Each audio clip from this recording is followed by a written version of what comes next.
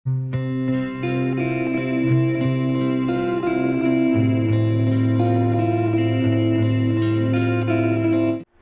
Dear students, welcome to Kataria pharmacy. So students, कैसे हैं आप सब? आई होप सभी ठीक होंगे। तो स्टूडेंट्स, हम स्टडी कर रहे थे B pharma second semester biochemistry. इसकी हमारी लास्ट यूनिट चल रही थी। तो आज के इस लेक्चर में हम स्टडी करने वाले हैं रेगुलेशन ऑफ एंजाइम्स, कि जो एंजाइम्स होते हैं उनको कौन कौन से टाइप से हम रेगुलेट कर सकते हैं। बेसिकली 3 टाइप्स आज के इस लेक्चर में हम देखने वाले हैं। तो अगर आप चैनल पे न्यू हैं तो चैनल को सब्सक्राइब जरूर करें और बेल आइकन को प्रेस कर लें। और अगर आपको नोट्स वगैरह परचेज करना, अदर इन्फॉर्मेशन रेगुलर चाहिए आपको, तो टेलीग्राम ग्रुप ज्वाइन कर लीजिए। वीडियो के डिस्क्रिप्शन में आपको लिंक मिल जाएगा। तो एक छोटा सा लेक्चर होने वाला है, वीडियो में एंड तक बने रहना। तो स्टार्ट करते हैं। टॉपिक है हमारा रेगुलेशन ऑफ एंजाइम। अब रेगुलेशन का मतलब क्या है कि इसकी जो प्रोसेस होती है, इसका जो एक्शन होता है, उसको रेगुलेट करना होता है। कि एक्शन बढ़ाना है, कम करना है, एक्शन को इनहिबिट करना है, सिंथेसिस को कम करना है, ये सब कुछ होता है एंजाइम रेगुलेशन। तो enzyme catalytic activity directly control through structural alteration that influence the enzyme substrate binding activity. मतलब कि जो कैटालाइटिक एक्टिविटी होती है एंजाइम की, वो डायरेक्टली कंट्रोल होती है किसके थ्रू? स्ट्रक्चरल अल्टरेशन की। उसकी स्ट्रक्चर क्या है, उसका जो एंजाइम सबस्ट्रेट बाइंडिंग वो है, वो सब कुछ क्या करेगी? इन्फ्लुएंस करेगी इसकी कैटालिटिक एक्टिविटी को। डायरेक्टली डिपेंड होती है इन चीजों के ऊपर कि उस पर क्या बाइंड हो रहा है, कौन सी साइड बाइंड हो रहा है, एलोस्ट्रिक साइड पे बाइंड हो रहा है या मेन जो एक्टिव साइट है उस पर बाइंड हो रहा है। ये सब कुछ डिपेंड करता है। तो बेसिकली 3 टाइप के रेगुलेशंस हैं: एंजाइम इंडक्शन, एंजाइम रिप्रेशन और एलोस्टेरिक एंजाइम रेगुलेशन। तो देखते हैं। फर्स्ट है एंजाइम इंडक्शन। एंजाइम इंडक्शन में क्या होगा कि एक मेडिसिन है जो एंजाइम की एक्टिव साइट पे जाके अटैच होगी और वो एंजाइम की एक्टिविटी को या तो बढ़ाएगी या कम होगी। अब वो डिपेंड करता है कि हमने किस टाइप की मेडिसिन ली है, कि एंजाइम एक्टिविटी बढ़ाने वाली ली है या कम करने वाली ली है। तो एक तरीके से जो इंड्यूसर होंगे, एंजाइम इंड्यूसर होंगे, वो मेडिसिन होगी, ड्रग होगी।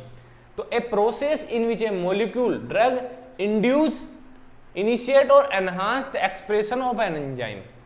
जो एक्सप्रेशन है एंजाइम का, उसको एनहांस कर सकते हैं और कम कर सकते हैं।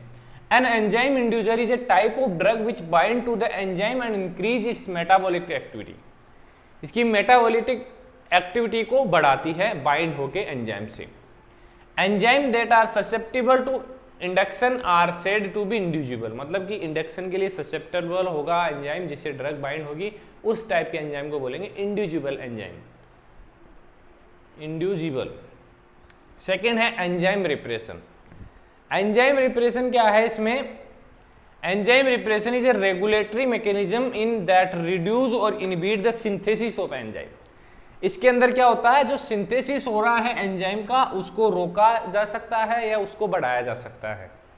यह होता है एंजाइम रिप्रेशन। इसकी मैकेनिज्म देखिए। Enzyme repair typically involve enzyme repression typically involve the binding of repressor to the operator region of the gene, preventing the transcription of mRNA and thus stopping the synthesis of enzyme। ये process है जिस process के through enzyme का जो synthesis है वो रोका जा सकता है। इसमें क्या होता है? Involve binding of repressor. एक रिप्रेसर होगा जो बाइंडिंग होगा operator region of gene.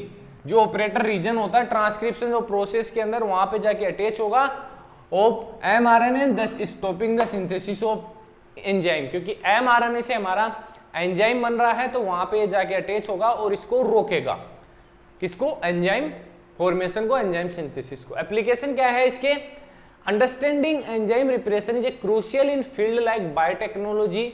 Biotechnology में क्या है कि रिकॉम्बिनेंट टेक्नोलॉजी वगैरह आती हैं, उनमें अलग अलग प्रोडक्ट्स बनाए जाते हैं, उन टेक्नोलॉजी में यूज होता है। Medicine where controlling gene expression is important for developing treatment and producing bio engineer product. Bio engineer products ही होते हैं जो रिकॉम्बिनेंट वैक्सीन होती हैं, उनमें इनका यूज होता है इस टेक्निक का।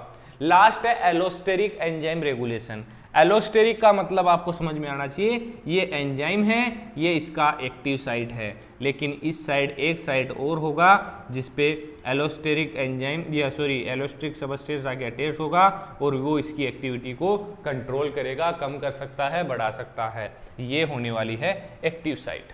तो यही है इसके अंदर, allosteric enzyme regulation is a process by which the activity of an enzyme is modulated through the enzyme active site.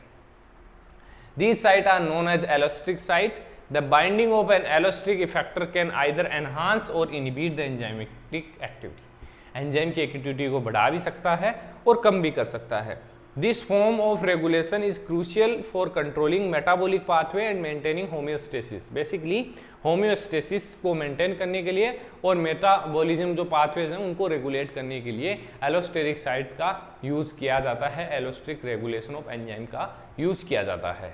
तो ये हो गया हमारा topic complete, regulation of enzyme. बने रहिए हमारे साथ, जल्द ही ये यूनिट कंप्लीट होने के बाद में हम इंपॉर्टेंट क्वेश्चंस का भी डिस्कशन करेंगे। आपकी कोई रिक्वायरमेंट है कमेंट जरूर करें, हम फुलफिल करेंगे। तो बने रहिए हमारे साथ, मिलते हैं नेक्स्ट वीडियो में।